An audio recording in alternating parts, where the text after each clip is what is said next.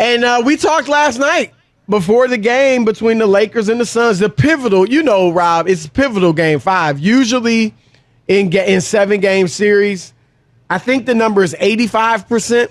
The winner of game 5, when it's tied 2-2, the winner of game 5 typically wins the series. And that would bode well for the Phoenix Suns because it wasn't even a game. It was over midway through the second quarter. And, Rob, I felt like it was kind of over midway through the first quarter. I know the Lakers rallied to pull within, 4, 6 or whatever, but it just didn't feel right.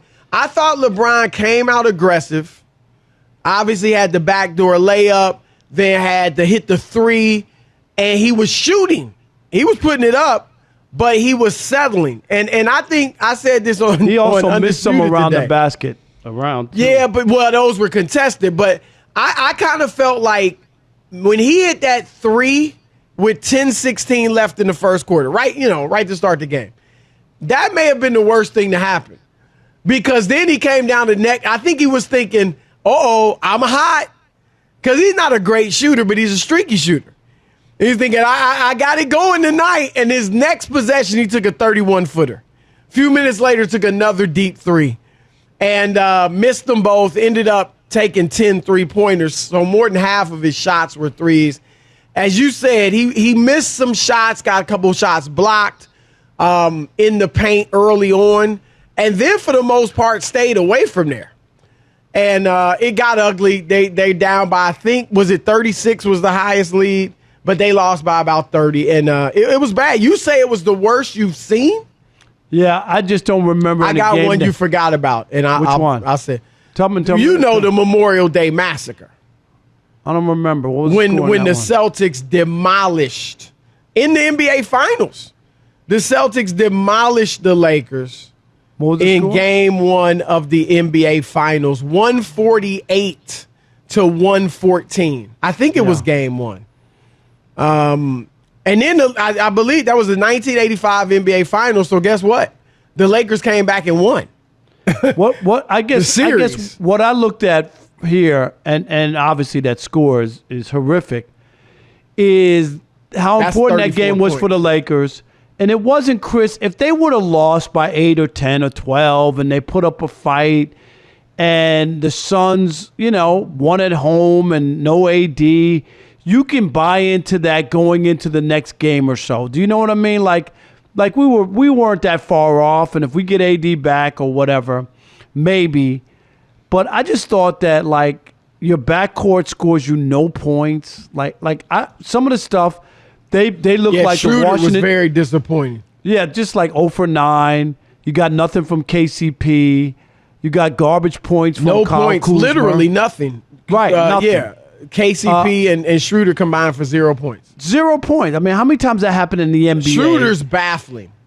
Just ridiculous. Schroeder, I mean, he's a legit player. He was supposed to be the second guy once AD goes out, right? Right. And he gives them nothing? Unbelievable. Defensively, Chris, they look like the Washington Generals. I mean, the Suns got whatever they wanted at any point, inside, outside. They made cuts to the basket that left them wide open. You remember a couple times where they just went to the basket. There was nobody home. Nobody home. And as we get ready for this, I told you before, I was picking the Suns, and just based off of, I thought that the Lakers couldn't keep everybody healthy and they needed too many things to happen for them. But now as we get here, Chris, I am convinced that the Lakers should not, NOT, play AD in Game 6 tomorrow night at Staples Center.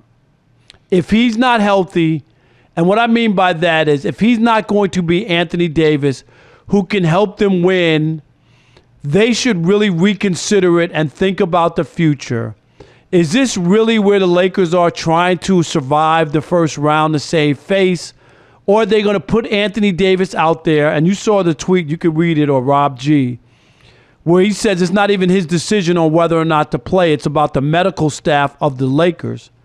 And do you want another KD situation where, the Warriors put him out there, you lose the guy for 15 months?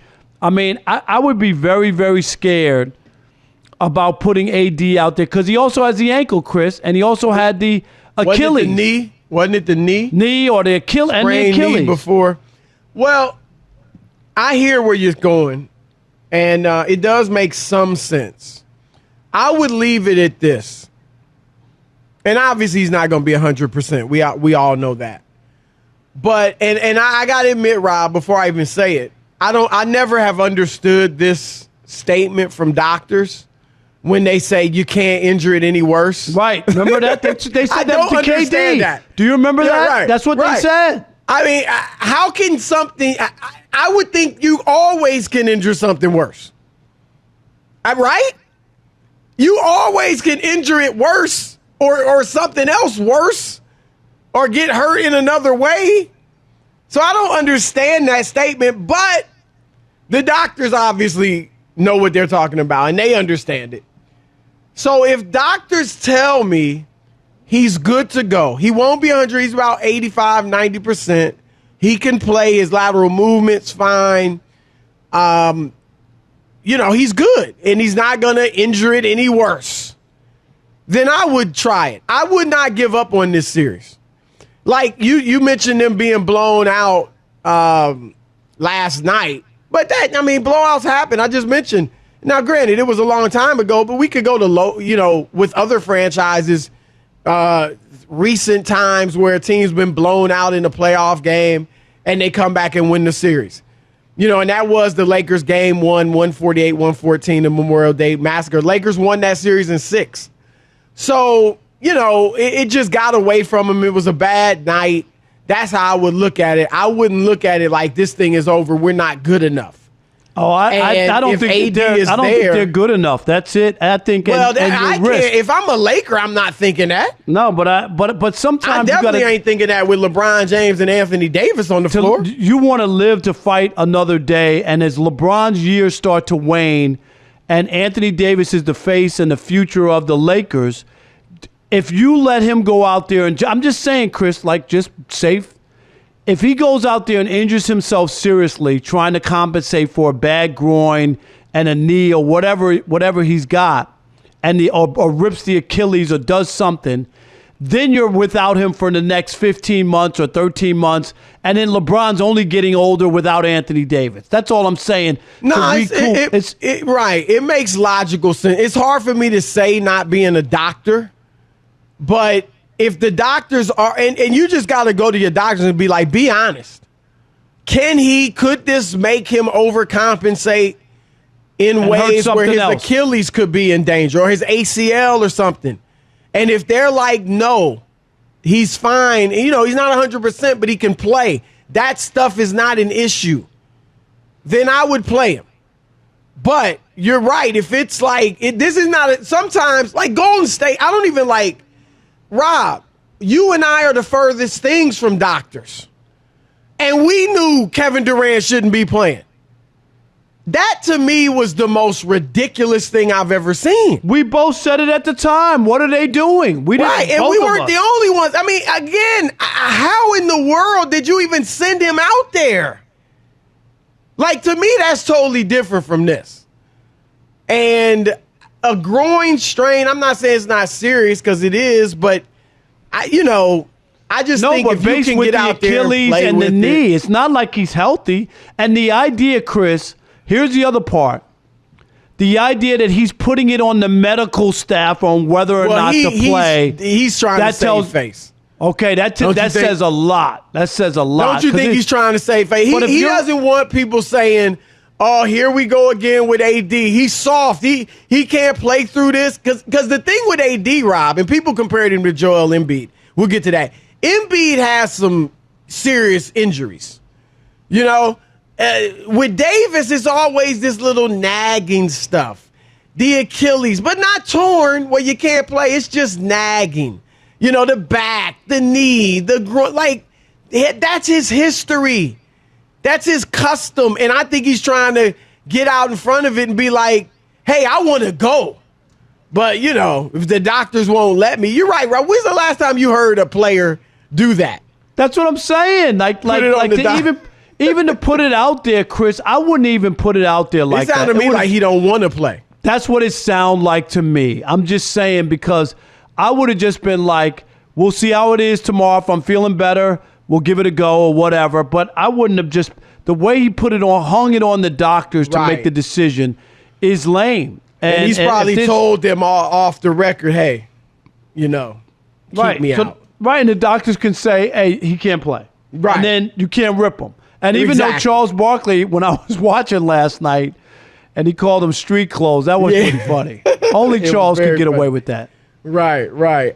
And according to Chris Haynes, LeBron told AD don't rush back, which is smart. LeBron seems to be taking the tack you are, at least to some degree. I don't think LeBron feels like we just can't beat them.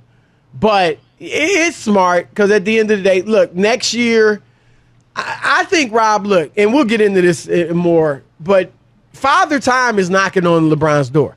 No, I get it. Smothered him and tackled him and all that, but he's come over now. He's knocked on the door. He's walked in the house. Because you saw it. LeBron couldn't. His numbers look okay, right? If you didn't see the game and you just look at the box score, you'd be like, yeah, what? LeBron showed up. I mean, it wasn't his best game, but hey, 24, 7 dimes. But no, he can't dominate the game like he used to. The numbers be what they may. But that's evident. That doesn't mean he can't win championships. It just means, we talked about it, Rob, with Tom Brady. Tom Brady can't carry that mediocre talent anymore we saw in New England. But go to Tampa Bay where you got some horses and he can still win. And I think it's the same thing with LeBron James. So, all right, what say you? 877-99 on Fox, 877-996-6369. Rob Parker says the Lakers shouldn't even think about playing Anthony Davis. Forget about it. He doesn't care if AD's dunking left and right in warm-ups. If AD's, the warrior he is, begging the Lakers to let him play. No, they shut him down. So says Rob Parker. I say, look, if the doctors say it can go, then go. You're paid to play basketball.